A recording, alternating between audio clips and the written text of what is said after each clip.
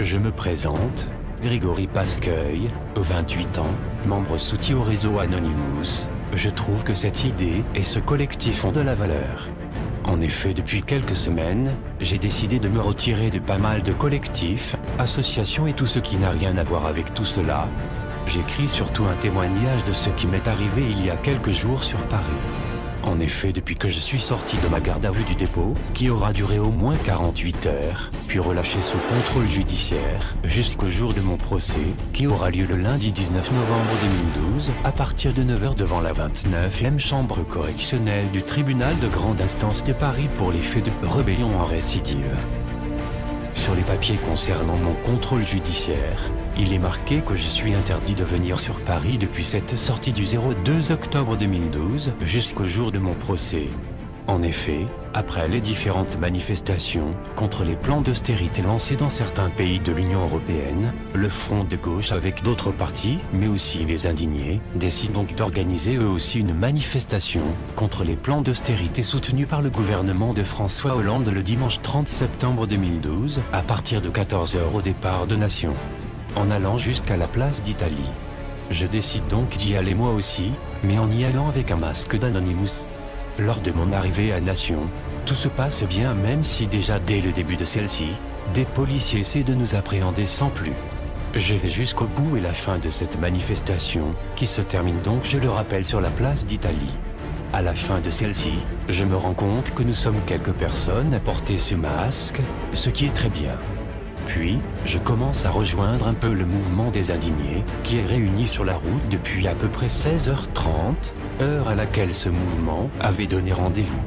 Sur le coup de 18 h 30, fin de la manifestation organisée par le Front de gauche, les gendarmes commencent donc à venir demander aux indignés d'arrêter leur assemblée générale, leur expliquant que l'heure légale de la manifestation est dépassée et que maintenant il faut laisser la place à la circulation.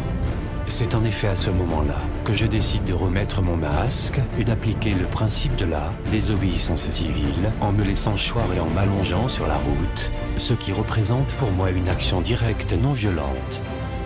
Les gendarmes me voyant allongé sur la route, ceux-ci décident donc de me prendre chaque membre et de me mettre sur le trottoir d'en face. Les indignés se font donc mettre eux aussi sur le trottoir d'en face me rejoignant, mais encerclés par de nombreux gendarmes.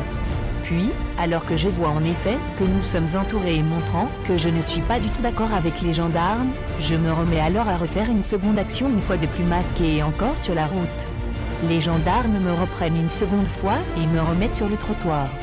Puis alors que les indignés sont repoussés par les gendarmes et que ceux-ci décident de suivre les indications des gendarmes, je décide de rester, surtout qu'une jeune femme commence à se faire taper dessus par les gendarmes et que personne ne répond. Alors qu'il continue à la violenter et que celle-ci est en pleurs, je décide donc d'essayer de m'opposer toujours dans la non-violence entre les gendarmes et la jeune fille en essayant de me mettre entre eux et celle-ci. Puis elle est donc libérée, elle décide donc de me rejoindre. Puis la voyant, je continue à vouloir appliquer le principe même de la désobéissance civile et je me mets donc assis par terre avec elle et en y gardant mon masque et en y mettant les mains en haut. Les gendarmes m'enlèvent une première fois mon masque, que je remets aussitôt, puis une seconde fois, je le remets enfin une troisième fois où là mon masque est carrément enlevé et ce sont donc les gendarmes qui me le prennent et qui le gardent. Puis voyant que je suis encore présent, que je suis toujours non violent, c'est à ce moment-là qu'ils décident donc de m'arrêter puis de me placer en garde à vue pour les motifs de rébellion.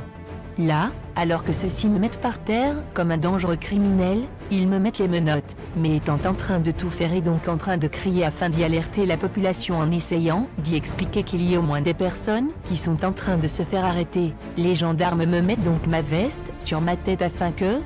je me taise. Nous sommes donc en effet 2 personnes à être placées en garde à vue pour les motifs de rébellion.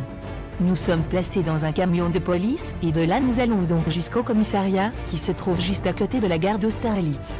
Nous sommes placés donc en garde à vue pour les motifs de rébellion. L'officier de policier judiciaire nous entend un par un en présence d'une avocate. Le second qui est arrêté est un jeune qui avait rejoint aussi les indignés et lui avait été appréhendé pour les faits aussi de rébellion avec violence car il aurait soi-disant donné des coups à un gendarme lors de son arrestation. Lors de mon audition devant l'O.P.J et en présence de mon avocate, celui-ci m'a demandé à un moment donné si je faisais partie de n'importe quelle mouvance politique, ce que j'ai en effet répondu que non.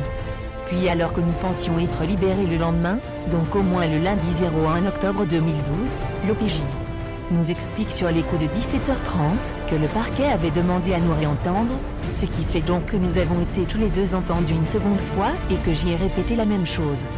Puis dans la nuit du lundi 01 au mardi 02 octobre, nous sommes emmenés au dépôt, ce qui pour moi signifiait que si nous allions dormir au dépôt, c'est que nous allions donc comparaître en comparution immédiate dès le lendemain.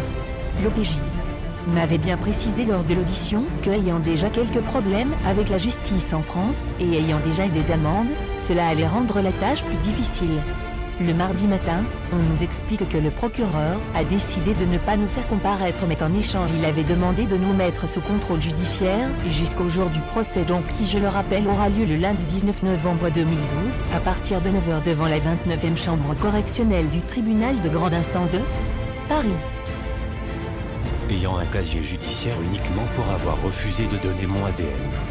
Il y a quelques années, lors d'une manifestation, et ayant déjà du sursis, pour une affaire similaire sur Paris, où l'on m'avait déjà jugé une première fois, pour avoir fait une action de désobéissance civile, et où je devais à un policier une amende de 10 € par jour pendant 30 jours, et que j'avais décidé de ne pas payer, je risque, d'après ce qui m'est dit, au maximum 1 an de prison ferme, et que je risque ainsi d'être